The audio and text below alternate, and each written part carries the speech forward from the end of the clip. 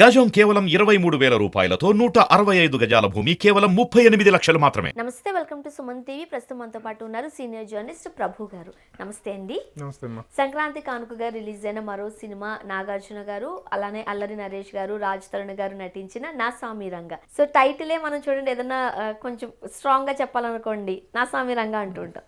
So అంతే strong గా ఉందా ఈ కథ కావచ్చు, లేకపోతే ఈ సినిమాకి సంబంధించి టైటిల్ జస్టిఫికేషన్ కోసం ఏం చెప్తారు? నా సామి రంగ అనేటువంటిది ఏదైనా మంచి ఎంటర్టైన్మెంట్ మూమెంట్లో మంచి కసిగా ఉన్న టైంలో చెప్పేటువంటి ఒక ఊత పదం నా సామి రంగ అనేటువంటి ఒక ఎక్స్ప్రెషన్. అది ఇట్ ఈస్ అన్ ఎక్స్ప్రెషన్. నా సామి రంగ అనేటువంటిది ఒక హ్యాపీ ఎక్స్ప్రెషన్ లేదా ఒక యాక్షన్ ఎక్స్ప్రెషన్.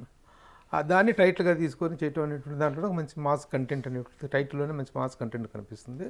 అయితే నాగార్జున మెట్రోపాలిటన్ స్టార్ అని అంటుంటాం, క్లాస్ హీరో అని. తను ఈ జోనర్ చేయటం కొంచెం రేరు. అయితే సోగ్గాడ వచ్చిన ఆయన బంగారా సినిమా తర్వాత ఆ జోనర్లో కూడా తను బాగా సక్సెస్ అవడంతో మరొకసారి ఆ జోనర్లో ఎంటర్ అయ్యి మాస్ ఎంటర్టైనర్గా ఎప్పుడో ప్రెసిడెంట్ గారి పెళ్ళం 30 ఏళ్ల కింద వచ్చిన ప్రెసిడెంట్ గారి పెళ్ళం కిరవాణి కాంబినేషను, మ్యూజిక్ డైరెక్టర్గా అది పెద్ద హిట్ కోదండరామరెడ్డి గారి డైరెక్షన్లో. ఆ తర్వాత ఇప్పుడు ఈనాళ్ళ తర్వాత మళ్ళీ ఒక మాస్ జోనర్లో ఈ కంటిన్యూ చేయటం అనేటువంటిది ఆ జోనర్కి సంబంధించిన కథ, విలేజ్ నేపథ్యం, దట్టు 1960s 70s నాటి నేపథ్యం. ఆ నేపథ్యం తీసుకొని చేసినటువంటి కథ. సో టైటిల్ అయితే జస్టిఫై అయ్యిందా? Title justify, 100% justified. నాగార్జున సినిమాలో ఒక 5-6 సార్లు 10 సార్లు దాదాపు 7 సార్లు నా సామి రంగ అని మన ఎగ్జైట్మెంట్ మూమెంట్లో అంటాడు, యాక్షన్ మూమెంట్లో కూడా అంటాడు. ఆటోమేటిక్గా మనం కూడా అంటాం ఇది నా సామి రంగ అన్నట్టుగానే అనిపించింది సినిమా. కథ ఎట్లా ఉందంటారు? కథ అనేటువంటిది ఏంటంటే వీళ్ళిద్దరు అనాథలు, నరేష్ గారు అంటే నాగార్జున అండ్ నాగార్జున కూడా కిష్టయ్య క్యారెక్టర్, నాగార్జున చేసిన క్యారెక్టర్ పేరు కిష్టయ్య, అల్లరి నరేష్ చేసిన క్యారెక్టర్ పేరు అంజీ, ఇతను రాజ్ తరుణ్ చేసిన క్యారెక్టర్ పేరు భాస్కర్. వీళ్ళిద్దరు అనాథలు అనమాట. ఈ ఇద్దరు అనాథలు ఊరి పెద్ద అయినటువంటి నాజర్, పెద్దయ్య అంటారు, నాజర్ చేశారు ఆ క్యారెక్టర్. అతన్ని చిన్న వయసులోనే ఈ అనాథలు రక్షిస్తారు ఒక వాళ్ళ దాడిలో నుంచి, ప్రత్యర్థి వర్గాల దాడిలోంచి రక్షిస్తారు. అప్పటి నుంచి వాళ్ళని కూడా సొంత పిల్లల్లాగానే చూసుకుంటాడు. నాగార్జున్ని కూడా తన కొడుకులతో సమానంగా చూసుకుంటాడు. చూసుకున్న తర్వాత పెద్ద అయిన తర్వాత ఈ కొడుకులకి మాకంటే ఈ వైటోడు ఎక్కువైపోయాడు అనేటువంటి ఈర్ష్య పెరుగుతుంది. దానికి తోడు పక్క ఊరులో ఉన్నటువంటి ప్రబల సందర్భంగా వాటి సందర్భంగా ఉన్నటువంటి ఈ ముగ్గురులో రాజ్ తరుణ్ చిన్నవాడు భాస్కర్ క్యారెక్టర్ వచ్చేసి పక్క ఊరి పెద్ద కూతురు లవ్లో ఉంటాడనమాట. ఇటు ఆఫ్టర్ ఆల్ వాడు వాడితో నా కూతురు లవ్ ఏంటని చెప్పేసి అతను అక్కడ రివర్స్ అవ్వటము, ఊరిలో ఆధిపత్యం గురించి కొడుకులు రివర్స్ అవ్వటం. వీళ్ళలో చిన్న కొడుకు దాసు అనేటువంటి ఈ నాజర్ చిన్న కొడుకు దాసు అనేటువంటి వాడికి దాసు అనేవాడి వాడికి ఆ ఊరిలో మరొక పెద్ద మనిషి అయినటువంటి తిన కొడుకుని కూతుర్ని ఇచ్చి చేసుకుందాం అనుకుంటారు. అయితే ఆ అమ్మాయిలిద్దరూ నాగార్జున ప్రేమలో ఉంటారు. అలా పెళ్లి సంబంధం మాట్లాడుతున్న సమయంలో ఆ పెద్దయ్య నేను ఎందుకో ఈ అమ్మాయిని ఇష్టపడ్డానని చెప్పేసి అనేటప్పుడు ఒక షాక్, వరదరాజుల కూతురు, ఆ వరదరాజుల క్యారెక్టర్ చేసింది రావు రమేష్. అక్కడ షాకింగ్ అనమాట. తన కొడుక్కి మాట్లాడుకోవాలా, పెంచిన వాడికి తోటి మాట్లాడంటే పెంచిన వాడికి వాడు వాళ్ళు ఇష్టపడ్డారు కాబట్టి వాళ్ళని చేసుకుని అని చెప్పేసి అంటే అప్పుడు కొడుకులు అతని మీద కక్ష పెంచుకుంటారు. ఇది నేపథ్యం. ఇక్కడ నుంచి మిగతా కథ అంతా ఎలా నడిచింది, ఏం జరిగింది, అసలు ఈ అమ్మాయి నాగార్జున ఆ అమ్మాయి ఇద్దరు ప్రేమించుకున్న వాళ్ళిద్దరు పెళ్లి చేసుకున్నారా లేదా, పెళ్ళి అయిందా లేదా, ఏంటి ఫైనల్గా ఈ గ్రామ కక్షలు నింపి ఎలా దీన్ని, what is the climax. Okay. So ముఖ్యంగా రెగ్యులర్గా చూసేటువంటి ఒక విలేజ్ నేపథ్యం కథ కొన్ని ట్విస్టులు కొన్ని పంచులు అనేటువంటి కొత్తగా అదనపు ఆకర్షణగా చెప్పుకోవాలి. సో అల్లరి నరేష్ గారు అలా గాలికి తిరిగినట్టుగా కనిపిస్తూనే మంచి సెంటిమెంట్ పండిస్తుంటారు, కామెడీ కూడా పండిస్తూ ఉంటారు. అలా సో అల్లరి నరేష్ గారు లేకపోతే రాజ్ తరుణ్ గారు వీళ్ళ క్యారెక్టర్ ఎట్లా ఉండింది అంటే ముఖ్యంగా ఈ కాంబినేషన్ గురించి మనం మాట్లాడుకున్నట్లయితే మంచి కాంబినేషన్. అది యాక్చువల్గా మల్టీ స్టారర్ అనలేము దీన్ని. నాగార్జున ఇస్ ద స్టార్, వీళ్ళు మా స్టార్స్ కాదు, బడ్డింగ్ ఒక రేంజ్ యాక్టర్స్ కాబట్టి we can't call this a multi starrer. But ఇద్దరు కూడా మంచి సపోర్టివ్ క్యారెక్టర్స్ నాగార్జునకి. ముఖ్యంగా అల్లరి నరేష్, నాగార్జున అండ్ అల్లరి నరేష్ కాంబినేషన్ అనేటువంటిది చాలా బాగుంది. తన కోసం ప్రాణం పెట్టేటువంటి వాడు, వాడి కోసం ఈయన ఏదైనా ఏ ఎక్స్టెంట్కైనా వెళ్ళటం అనేటువంటిది, ఇతని పెళ్లి దగ్గర నుండి చేయిస్తాం, ఇలాంటి కాంబినేషన్. ఆ కాంబినేషన్లో ఇద్దరి పట్ల పరస్పరమైన ప్రేమ అనేటువంటిది ఎంతగా ఉంది, ఇద్దరి మధ్య కామెడీ పంచెస్ కూడా అంత బాగా పండి. అల్లరి నరేష్ క్యారెక్టర్ చాలా పర్పస్ బాగా సర్వ్ అయింది. రాజు తరుణ్ కూడా పక్క ఊరు అమ్మాయిని ప్రేమించడం, అతని ప్రేమకి ఇతను హెల్ప్గా నిలబడటం, ఇవన్నీ కాంబినేషన్స్ చాలా సెట్ అయినాయి. Okay. And heroine Ashika Ranganath గారు కూడా చాలా బాగున్నారు, మనం ట్రైలర్లో టీజర్లో చూసాము. ఆషికా రంగనాథ్ చేసిన క్యారెక్టర్ చాలా బాగుంది హీరోయిన్గా. అంటే తను ప్రేమించిన వాడిని పెళ్లి చేసుకోలేని పరిస్థితి ఏర్పడుతుంది, ఎందుకు చేసుకోలేకపోయింది అనేటువంటి సినిమాలు చూడాలి మనం, వచ్చినట్టు రివీల్ ఆల్ దట్. అలాగే నిరీక్షిస్తుంటుంది కానీ ఇద్దరికి ప్రేమ, వాళ్ళిద్దరు లవ్ ట్రాక్ కూడా సరదాగా సాగుతుంది. సినిమాలో ఎంటర్టైనింగ్ ఎలిమెంట్, కథ కొంచెం రొటీన్గా ఉన్నప్పటికీ ఎంటర్టైనింగ్ ఎలిమెంట్ అనేటువంటిది బాగుంది. ఓకే సార్, సెకండ్ హీరోయిన్ కూడా ఎవరు ఉన్నట్టున్నారు కదా? ముగ్గురు హీరోయిన్లు ఉన్నారు కదా. ఇప్పుడు రాజ్ తరుణ్ ప్రేమించే అమ్మాయి ఒక అమ్మాయి, అల్లరి నరేష్ చేయించిన అమ్మాయి రుక్సానా తిల్లాన్ అనే అమ్మాయి బాగుంటుంది. ఆ అమ్మాయి బాగా, అందరూ ముగ్గురు హీరోయిన్లు బాగా చక్కగా ఉన్నారు. ఓకే. ఎందుకంటే ఈ మధ్య కొన్ని సినిమాల్లో హీరోయిన్లను చూస్తుంటే అసలు ఏమాత్రం పర్ఫార్మెన్స్ కానీ క్యారెక్టర్స్ కానీ ఏమాత్రం ఇది లేనట్టుంది. ఈ ముగ్గురు క్యారెక్టర్స్కి పర్పస్ ఉన్న క్యారెక్టర్స్ సబ్జెక్టులు. ఓకే. ముఖ్యంగా హసికా రంగనాథ్ చాలా బాగా అట్రాక్టివ్గా ఉంది. అండ్ నాజర్ గారి క్యారెక్టర్, రావు రమేష్ గారి క్యారెక్టర్, ఇంకా ప్యాడింగ్ క్యారెక్టర్స్ గురించి ఏం చెప్తారు? షబీర్ కల్లరక్కల్ అతని పేరు, షబీర్ కల్లరక్కల్ దాసు క్యారెక్టర్ చేసిన అతను. వీళ్ళ నాగార్జున వీళ్ళ తర్వాత ప్రత్యర్థి వర్గంలో మార్కులు కొట్టేసినది ఎవరంటే ఆ క్యారెక్టర్, దాసు క్యారెక్టర్ చేసినటువంటి షబీర్. అతనిదే మెయిన్ విలనీ అంత సినిమాలో.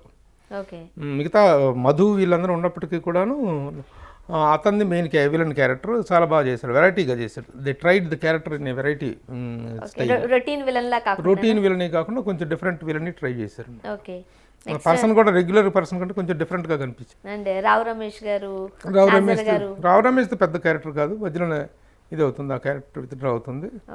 మిగతా హీరోయిన్లు చక్కగా చేశారు. ఆర్టిస్టుల దగ్గర నుంచి మాత్రం చాలా మంచి పర్ఫార్మెన్స్ తెచ్చుకున్నాడు, తెచ్చుకోవడం జరిగింది. అందరూ బాగున్నారు. మధు ఉన్నాడు, భరత్ రెడ్డి, హర్షవర్ధన్ ఇన్స్పెక్టర్గా, ఒక హెల్ప్లెస్ ఇన్స్పెక్టర్ క్యారెక్టర్. ఆ ఊరి 2 గ్రామాల మధ్య గొడవల్లో ఏమీ చేయలేని ఒక హెల్ప్లెస్ ఇన్స్పెక్టర్గా హర్షవర్ధన్ చేశాడు. అంటే కథను కావచ్చు, నాగార్జున గారిని కావచ్చు, సో వీళ్ళందరినీ ఆ బ్యాలెన్స్ చేస్తూ డైరెక్టర్ విజయ్ గారు ఎట్లా నడిపించారు? Vijay Binny choreographer, first turn as director. Okay, కథలో గొప్ప ఇది లేకపోయినప్పటికీ కూడాను కొంత టేకింగ్లో వాటిల్లో కొంచెం తను సక్సెస్ అయ్యాడు. ఎంటర్టైనింగ్గా ప్రజెంట్ చేయడంలో. ఏదైనా లోపం అనేటువంటిది టేకింగ్లో కానీ వీటిల్లో కంటే కూడా కథలోనే ఉంటాయి లోపాలు. తీసుకున్న కథ ఏమిటనేటువంటి కథ చాలా పాత కథ. మోరెవరు ఆ గ్రామాల మధ్య కానీ ఆ పాత్రల మధ్య కానీ వైరం అనేటువంటిది ఎందుకు ఏర్పడుతుందో, వైరం ఏర్పడినటువంటి రీజన్ ఫర్ ద కాన్ఫ్లిక్ట్ అంటాం, రీజన్ ఫర్ ద విలనిజం. అంటే అది పెద్ద స్ట్రాంగ్ రీజనింగ్స్ లేవు. దానివల్ల కొంచెం రొటీన్గా అనిపించింది, కొంచెం డ్రాపింగ్ కనిపించింది. ఒక్కో సన్నివేశంలో కొన్ని సీన్స్ చాలా బాగున్నాయి, చాలా హైప్కి వెళ్ళిపోయి. ముఖ్యంగా నాగార్జునని నా సామిరంగా అనే టైటిల్ పెట్టినందుకు ఆ మాస్ ప్రజెంటేషన్ అనేటువంటిది చక్కగా ఉంది. ఓకే.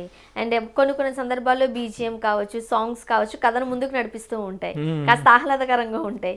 సో ఈ సినిమాలో మ్యూజిక్ గురించి, కీరవాణి బాగుంది. మ్యూజిక్ 2-3 సాంగ్స్ బాగున్నాయి. ఆ ఫస్ట్ ఇంట్రడక్షన్ సాంగ్, డ్రింక్ మీద చేసిన సాంగ్ అన్నీ బాగున్నాయి. అయితే బయటకు వచ్చి పెద్దగా హమ్ చేసుకోదగినటువంటి సాంగ్స్ అనేటువంటి అలాగా ఏం లేవు. కానీ ఆర్ఆర్ విషయంలో Keeravani has given a very good support and has taken the film to a next level. Technical values ఎట్లా ఉన్నాయి సార్? టెక్నికల్ వాల్యూస్ అన్ని బాగున్నాయి. కెమెరామెన్ కానీ అసలు చేసినటువంటి ధరణి శివేంద్ర, అతను దాశరథి శివేంద్ర అని కెమెరామెన్ బాగా తీశారు. అంటే ఆ వింటేజ్ లుక్, కథాకాలం అనేటువంటిది 1970s ఆనాటి కథాకాలం కాబట్టి దానికి తగ్గట్టుగా ఆ వింటేజ్ లుక్ని తీసుకురావడంలో cameraman has done a very good job. Okay. So సంక్రాంతికి అనుకుగా మనం ఒక 4 సినిమాలను చూసాం, right? So first Mahesh Babu గారు గుంటూరు కారం అంటూ వచ్చారు, నెక్స్ట్ హనుమాన్ అంటూ వచ్చారు, సాయిందే వచ్చింది వెంకటేష్ గారిది, అండ్ నాగార్జున గారిది నా సామిరంగా. సో ఈ 4 సినిమాలలో సంక్రాంతి విన్నర్ అంటే ఏం చెప్తారు, ఎవరని చెప్తారు? It is too early to decide that. ఎందుకంటే కలెక్షన్స్ ఇంకా ఆ సంక్రాంతి హబ్ అనేటువంటిది ఇంకా రేపు మెయిన్ సంక్రాంతి పండుగ, రేపు ఇవాళ భోగి, ఎల్లుండి కనుమ, తర్వాత హాలిడేస్, ఒక 1 or 2 days హాలిడేస్, ఇదంతా ఉంది కాబట్టి సంక్రాంతి ఫెస్టివల్ తాలూకు ఫెస్టివ్ మూడ్ ఇంకా పోలేదు ఎవరికి. ఏ సినిమాకి విజయం కట్టబెడతారు అనేటువంటిది. ఇక గుంటూరు కారం అనేటువంటిది ఆల్రెడీ 12వ తారీఖున రిలీజ్ అయింది. కొత్త డిఫరెంట్ టాక్ ఉన్నటువంటి మాట వాస్తవం. సైంధవ్ కూడా కాబట్టి ఇప్పుడు డిసైడ్ చేద్దాం ఈ విషయం. మళ్ళీ తర్వాత తప్పకుండా మనం who is the Sankranti winner అనేటువంటిది అనౌన్స్ చేయడానికి.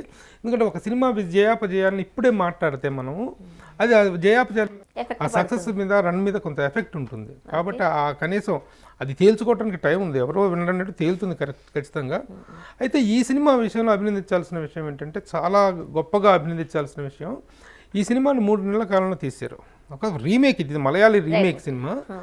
ఇది రీమేక్ అయినప్పటికీ కూడా 3 monthsలో ఒక ఇంత భారీ సినిమా తీయటం అనేటువంటిది చాలా ప్రొడక్షన్ పాయింట్ ఆఫ్ వ్యూలో చాలా మంచిది. ఎందుకంటే సంవత్సరాలు తీస్తున్నారు సినిమాలు. సంవత్సరాలు తీస్తున్నారు, విపరీతంగా ఎక్స్పోజ్ చేస్తున్నారు. ఎక్స్పోజ్ చేసి ఒక 12,000 అడుగులు ప్రేక్షకుడికి చూపించడం కోసం లక్షల అడుగులు ఎక్స్పోజ్ చేసి విపరీతంగా కాల్ షీట్ బర్న్ చేస్తున్నారు చాలామంది దర్శకులు. అలాంటి తరుణంలో ఒక పెద్ద సినిమా 3 నెలల టైంలో రిలీజ్ చేయడం అనేటువంటి వెరీ వెరీ హెల్దీ ప్రొడక్షన్కి నిదర్శనం. ఆ పరంగా ఎంత కష్టపడితే అవుట్పుట్ వస్తుందో. ఒకవైపు బిగ్ బాస్లో బిజీగా ఉన్నప్పటికీ నాగార్జున ఎంత స్ట్రైన్ అయ్యారు దీని గురించి చేసి సినిమా రిలీజ్ చేయడం అనేటువంటి దాన్ని మనం ప్రత్యేకంగా అభినందించాల్సినటువంటి పాయింట్ అది. సార్ ముఖ్యంగా నా సామి రంగ ఇటువంటి టైటిల్తో కూడిన సినిమాలు కావచ్చు, నాగార్జున గారు కావచ్చు, మనం చూస్తూనే ఉంటాం. ఆయన సీరియస్గానే ఉంటారు కానీ పంచులు వేసేస్తూ ఉంటారు, మంచి కామెడీ పండిస్తూ ఉంటారు. మరి ఈ సినిమాలో కామెడీ ట్రాక్ ఎట్లా ఉండింది? కామెడీ ట్రాక్ బాగుంది. ముఖ్యంగా పంచులు అక్కడక్కడ థియేటర్లో బాగా నరేష్ క్యారెక్టర్ పాయింట్ ఆఫ్ వ్యూలో కానీ నాగార్జున వాళ్ళ కాంబినేషన్లో కానీ డైలాగ్ పంచెస్ బాగున్నాయి. చిన్న పంచెస్ చక్కగా పేలినాయి. ప్రసన్న కుమార్ డైలాగ్ రైటర్ నాగార్జున కూడా 2-3 సార్లు ప్రస్తావించడం జరిగింది. Prasanna Kumar is all throughout with me and dialogue రైటింగ్స్లో అట్లా బాగా చేశారని చెప్పారు. So dialogue part is very good. అంటే సినిమా చూసిన వాళ్ళు కూడా ఇంత తక్కువ టైంలో తీయడం వల్ల టెక్నికల్ వాల్యూస్ అటు ఇటుగా ఉన్నట్టు కూడా ఎవరు చెప్పడం లేదు. కొన్ని 1 hour సీజీ వర్క్స్లో ఏదైనా చిన్న ఇది కానీ అది పెద్ద సీజీ వర్క్ ఏం లేదు దీనికి పెద్దగా. స్పాచ్ కూడా పెద్దగా ఏం కనిపించలేదు. 3 నెలల్లో ఇంత పెద్ద సినిమా చేయటం, ఇంత క్యాస్టింగ్తో తీయటం అనేటువంటిది, అందులో ఎక్కడో విలేజ్ బ్యాక్ డ్రాప్, తూర్పుగోదావరి జిల్లా అంబాజీపేట నేపథ్యం. కాబట్టి ఆ నేపథ్యంలోకి ఆ వింటేజ్ లుక్తో సినిమాని తీయటం అనేటువంటిది 3 monthsలో ప్రొడక్షన్ వైజ్గా నెంబర్ 1 ప్రొడక్షన్ అంటాను నేను దీన్ని. రైట్. సంక్రాంతి విన్నర్స్లో నెంబర్ 1 ప్రొడక్షన్ ఏది అంటే ఇది నాసామి రంగా అని చెప్తున్నాను. రైట్. ఫైనల్ విన్నర్ ఎవరంటే తర్వాత డిస్కస్ చేద్దాం sir. Thank you so much అండి. నాసామి రంగా రివ్యూ అందించారు. Thank you very much sir. Okay, నమస్తే.